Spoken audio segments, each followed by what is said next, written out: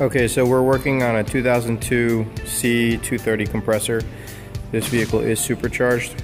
The client came in complaining that the engine wouldn't crank, it wouldn't start. Well, actually, the vehicle died after driving into some water. So I guess he ran into an area where the road was flooded, and he wasn't able to stop in time. So he ended up inside of the water and had to get towed out. So he did say that the engine stalled, but he did not try to start it, which is a great thing. So if anyone ever gets stuck in water, the last thing you want to do is try to crank the engine, because it will hydrolock, and once it does so, it pretty much bends all the rods and your engine's toast. So let's see how much damage this guy ended up doing. So I took the intake manifold, intake intercooler hoses, and the mass airflow sensor. This is your throttle valve, and what I did was I pushed this guy open, and I looked down into that hole, and what I found was there was water in the plenum for the intake manifold, all in the bottom. So the next step, the next thing I did was remove the spark plugs and the coils. Once I did all four spark plugs, I cranked the engine. The starter does move, which is a great thing. Once I did start it, the water pretty much shot up halfway up to the ceiling. So there is some sort of compression going on there. I don't know if it's good enough to run the engine, but water is constantly being fed in through the intake system. So I'm not able to crank all the water out. So what I did was I took the air filter out, which is right here, and this guy is soaked.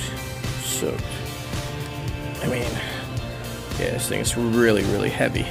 So obviously we have to replace that. Started pulling. You can see, actually, you can see some water. See some water and some debris down there. So I guess what happened is this is your intake.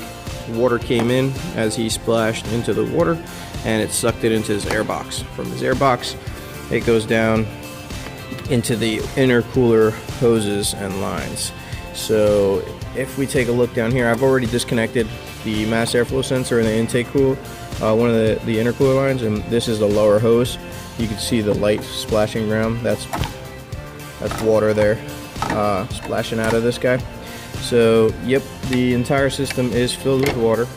That would normally run up and into this guy, and that runs down and into the throttle body and into the intake manifold, into the valves. So my next step is to remove the intake manifold. Once I remove that, I'll be able to suck any of the water that's sitting around the valve area, and then hopefully I can crank it and do a compression test and see what the results are for our compression reading, to see if the engine is going to be able to run. He also mentioned that some water entered into the driver door area when he was waiting for the tow truck. So it's hard to see because it's dark, but this entire carpet area is soaked. So I need to pull that carpet out in the seat and make an assessment and see what control modules are down there, if any. I know definitely the seat control modules under there, and probably a couple of side impact sensors for the airbag system. So once I assess that, we can try to report back to his insurance company and see whether or not they're going to fix it or total it. If they do total it, how much it would be for him to buy it back. So we'll see. We'll see where we get, and we'll go from there.